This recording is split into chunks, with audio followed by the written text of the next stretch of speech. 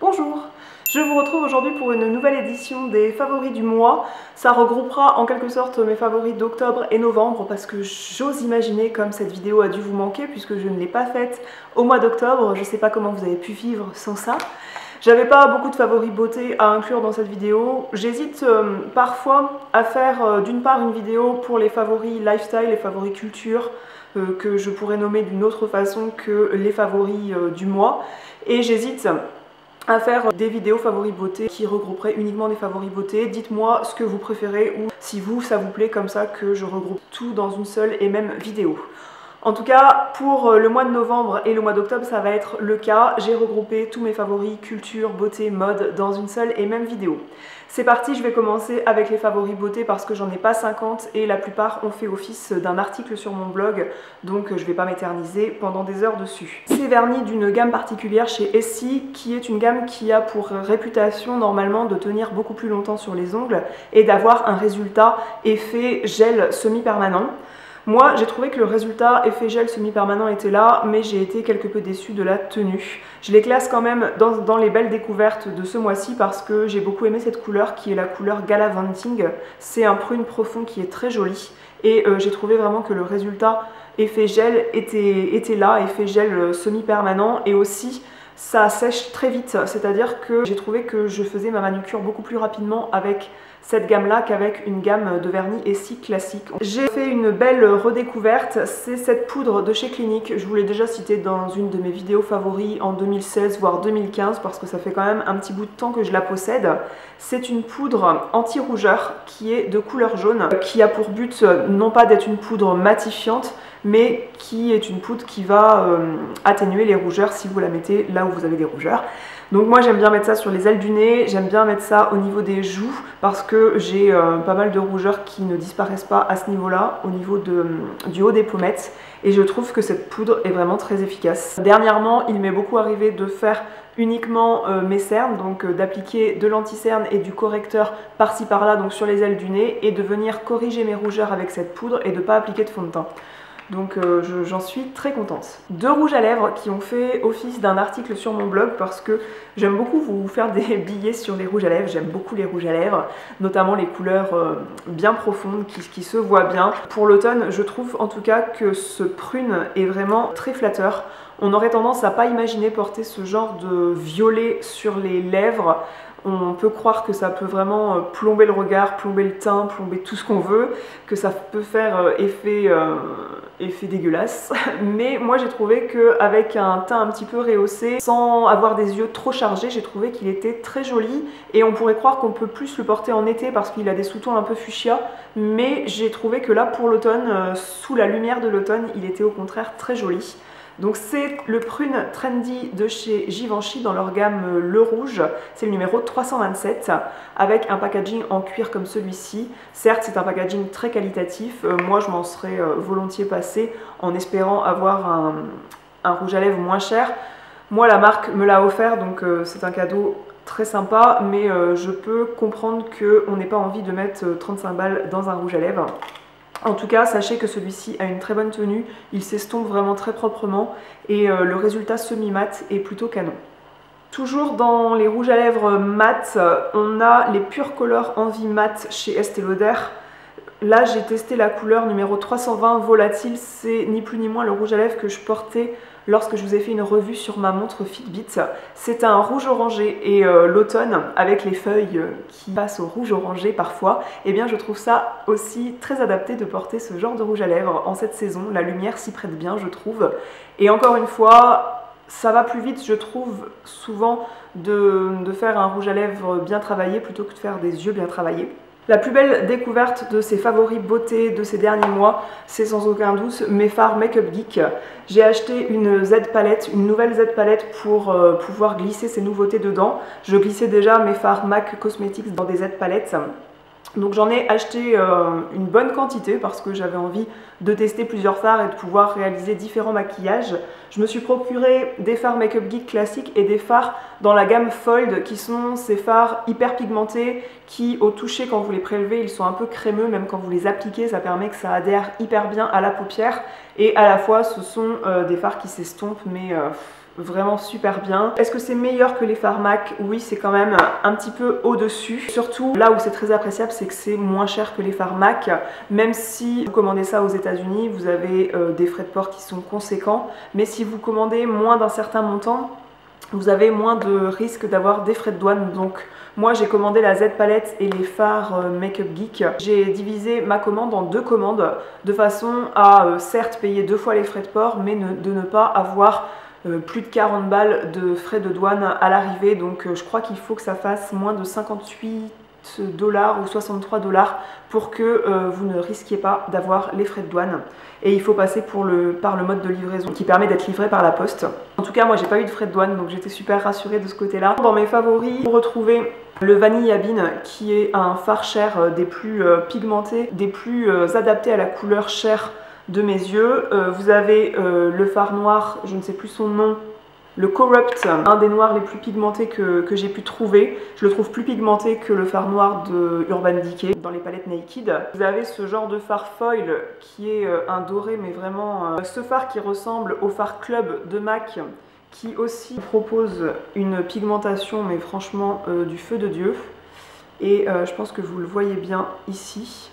Je filme en fin de soirée, donc du coup il y a la lumière du soir qui arrive sur la baie vitrée, mais je pense que vous voyez qu'en un passage, vous avez quelque chose de super pigmenté. Favori mode, on va commencer avec une paire de chaussures. Ce sont ces Derbies.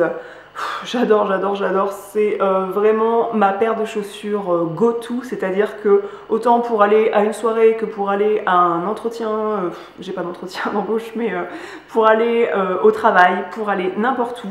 C'est une paire de chaussures que je trouve chic, décontractée, confortable, c'est plat. C'est quelque chose qui revient beaucoup à la mode, déjà depuis quelques années parce que en 2014, je vous avais déjà pris des photos de moi avec des Derbies qui étaient de couleur crème et qui étaient cloutées. Ce qui revient à la mode en ce moment, la différence c'est qu'il en existe avec des semelles vraiment très épaisses et j'ai vraiment envie de m'en procurer parce que j'imagine que la pluie doit être encore meilleure. Le dernier favori mode, c'est une montre de la marque Clueless.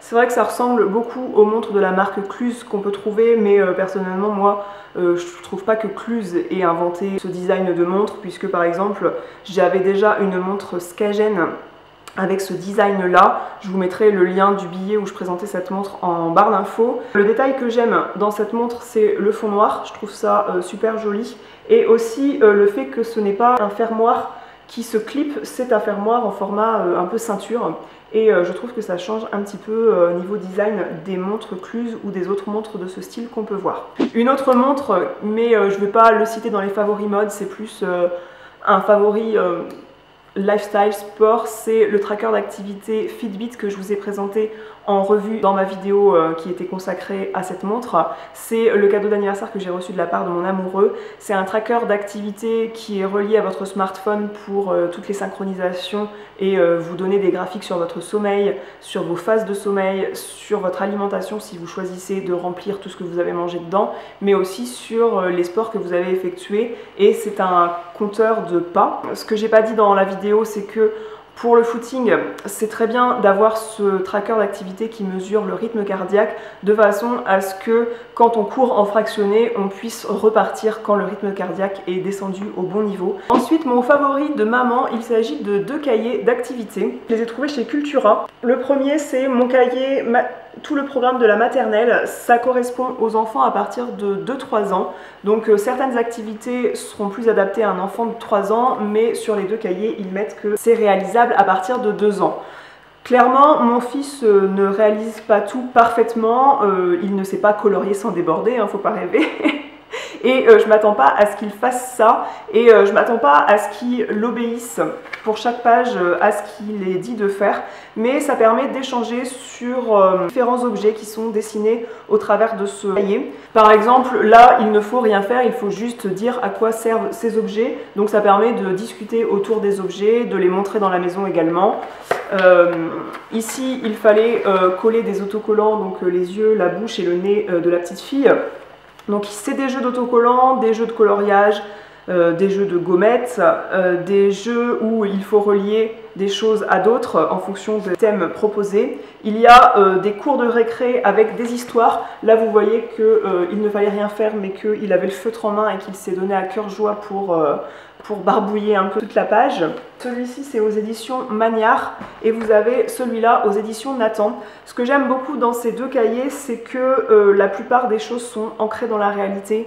Il y a très peu de nounours qui sont habillés comme des êtres humains. Donc certes, il y a l'écureuil qui est emblématique sur la couverture, mais on le retrouve très peu finalement tout au long du cahier. Il y a quand même pas mal de choses qui collent à la vie réelle et moi c'est ce que je recherchais dans ce type de cahier. Je passe de bons moments à faire ce genre de cahier avec mon fils. On s'y attelle souvent mais pas longtemps. Moi je sais que c'est moi qui mets le haut là pour dire d'arrêter, même si ça peut tourner en crise parce que lui ne veut pas s'arrêter, mais il y a un moment où il part dans tous les sens et que ce n'est plus possible de faire vraiment ce que demande le cahier. Donc bien que j'ai pas d'attente du tout dans le résultat, c'est pas du tout le but qu'il y ait vraiment un résultat et moi j'ai pas d'attente de ce côté là, mais le but c'est de passer un bon moment et voilà, si ça part dans tous les sens ça peut m'énerver un petit peu, donc je préfère arrêter, mais on en fait par tranche de une demi-heure, croyez-moi, pour un enfant de 2 ans c'est déjà beaucoup.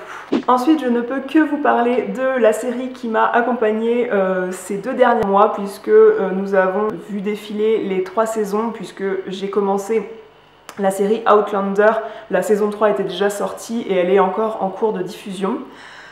J'adore cette série, c'est tellement un gros coup de cœur que j'ai eu beaucoup de mal à m'extraire de cette histoire. Donc j'ai regardé cette série suite au fait que vous me l'aviez recommandé. J'avais fait un article sur mon blog sur mes 7 ou 8 séries préférées et vous êtes plusieurs à m'avoir dit mais regarde Outlander, si tu aimes Game of Thrones, faut que tu regardes Outlander. Alors je trouve ça très différent de Game of Thrones finalement, dans le sens où ok, on se retrouve dans un contexte à l'ancienne, ça fait contexte historique, bien que Game of Thrones c'est un contexte historique fictif, alors que là, Outlander, ça suit quand même l'histoire de l'Écosse réelle. On peut identifier ça à Game of Thrones dans le sens où voilà, on est dans un contexte historique avec les tenues anciennes, etc. Mais dans Game of Thrones, il n'y a pas d'histoire d'amour comme ça. Et c'est ce qui fait, à mon avis, qu'on s'attache beaucoup à la série Outlander et que Game of Thrones, on s'y attache pas de la même façon. La valeur amour est pas trop présente dans Game of Thrones finalement, c'est plus la valeur famille, je trouve, moi, finalement. Outlander, comme je disais, j'ai eu vraiment du mal à m'extraire de cet univers. J'avais sans cesse envie de me replonger dans l'histoire, de regarder toujours plus et de re-regarder, puisque pour tout vous dire, j'ai regardé la série en version française et je l'ai regardée également en VO sous-titrée. Donc pour vous dire à quel point je suis accro, mais c'est vrai que regarder ce genre de série en version originale, c'est quand même beaucoup plus authentique et plus agréable du fait que les acteurs c'est leur vraie voix et là on retrouve le vrai vieil écossais dans le film. C'est une adaptation en série des romans de Diana Gabaldon. Je n'ai pas lu les romans et j'ai presque envie de lire les romans qui font suite à la saison 3 pour pouvoir connaître la suite de la série, mais pour l'instant, vu que ma pile à lire est assez grande, je ne me suis pas procuré de nouveaux bouquins et non, même pas ces romans-là qui me font très envie. Pour vous dire le synopsis, le départ de la série se passe en 1945, la guerre est terminée et un couple se retrouve pour faire leur second voyage de noces. Donc on a Claire et Frank Randall. Claire était infirmière engagée dans l'armée britannique pendant la guerre et Frank Randall est professeur d'histoire. C'est un historien né qui est passionné de généalogie et notamment de sa propre généalogie, puisqu'ils se rendent en Écosse, notamment chez un pasteur qui possède plein d'archives en fait sur l'histoire de l'Écosse et notamment des informations sur l'histoire de l'ancêtre de Frank qui s'appelle Jack Randall, était un soldat du XVIIIe siècle et du coup il veut un peu retracer l'histoire de ce dernier. Les voici donc à Inverness où lors d'une nuit où ils se promènent, ils vont voir des pierres, donc des menhirs qui sont dressés près de cette ville. Et ils observent un étrange rituel celtique avec des fées qui dansent autour des pierres.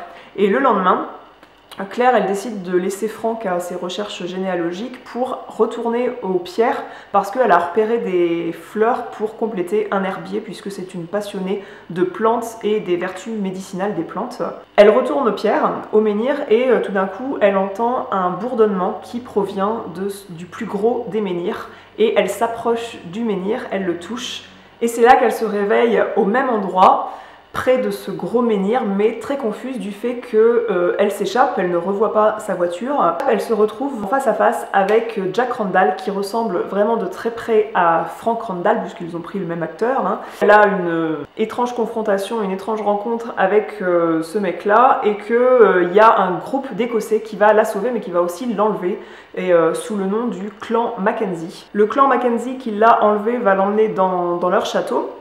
Un château qu'elle avait visité en 1945 avec Frank Randall. Elle va vite comprendre qu'elle se retrouve en 1743, soit plus de 200 ans avant 1945, pendant que l'Écosse va subir la seconde rébellion jacobite. Elle se retrouve doublement étrangère dans ce clan Mackenzie puisqu'elle est anglaise et c'est chose peu appréciée par ces clans écossais. Elle est admirée pour son savoir médical et à la fois elle va devoir s'adapter en fait à ce nouveau monde, tout en souhaitant toujours retourner au menhir pour essayer de revenir dans son époque à elle. Sauf qu'elle va s'attacher au personnage de Jamie. Jamie qui est un beau et sensible Highlander d'Écosse, l'homme qui va être le cœur de sa vie et qui va perturber toute son existence à jamais. Je vous en dis pas plus pour pas spoiler si vous êtes amené à regarder cette série et je vous la recommande, mais vraiment puissance 10. Parce que voilà, le rythme est soutenu, le jeu des acteurs, leur charme, il est vraiment parfait. Enfin, dans cette série, j'ai envie de dire que l'Écosse, elle joue un rôle à part entière en fait. C'est-à-dire qu'on s'attache vraiment aux paysages écossais, les paysages brumeux des Highlands, l'accent écossais également qu'on retrouve dans la version originale sous-titrée, le gaélique qui est une langue que j'avais jamais entendue, mais moi je la trouve super intense, super profonde. Enfin, j'adore. Bref, l'Écosse est arrivée au top de ma wishlist voyage pour ces prochaines années. J'espère vraiment un jour visiter ces paysages. Autre film dont j'avais envie de vous parler, il s'agit d'une comédie dramatique française, coécrite et réalisée par Albert Dupontel et qui est une adaptation du film de Pierre Lemaitre qui s'appelle Au revoir là-haut. C'est un film qui est sorti en octobre 2017, donc on l'a vu en octobre concernant. Ça se passe en 1920, après la Première Guerre mondiale, où Albert Maillard, je crois qu'il s'appelle, est interrogé par un gendarme français au Maroc. Et à travers son témoignage, il va raconter sa rencontre avec Édouard Péricourt, un fils de bonne famille qui, en toute fin de la guerre, a été gravement blessé au point que c'est devenu ce qu'on appelle une gueule cassée. Il perd la moitié du visage. Il va participer à faire croire à sa famille qu'il est mort, puisque Édouard Péricourt ne veut pas retourner chez son père ainsi. Il va également en quelque sorte le rééduquer à la vie, si je puis dire, avec une petite fille. Et ils vont monter une escroquerie sur les monuments aux morts. C'est une escroquerie qui est finalement une histoire vraie, c'est une escroquerie qui a vraiment existé. Et j'ai trouvé que c'était un film très vif, très triste, très attachant, super bien réalisé pour un film français. Également le jeu du méchant, je sais plus comment s'appelle l'acteur, est super bien joué. Et voilà, c'est un film que j'ai beaucoup apprécié, qui était un film intelligent si je puis dire. C'est un film que je vous recommande de voir s'il est encore disponible au cinéma, mais je ne crois pas, donc dès qu'il sortira en DVD, je vous recommande de le regarder. J'espère que cette vidéo favori vous aura plu. Je vous dis à très bientôt pour une autre vidéo. N'hésitez pas à me dire quelle série, quel film, quel livre vous avez pu lire dernièrement, quel rouge à lèvres vous avez pu porter sans cesse ces derniers jours. Moi je me ferai un plaisir de vous lire et de discuter avec vous dans la zone de commentaires sous cette vidéo ou dans l'article du blog. Je vous dis à la prochaine pour une autre vidéo. Ciao!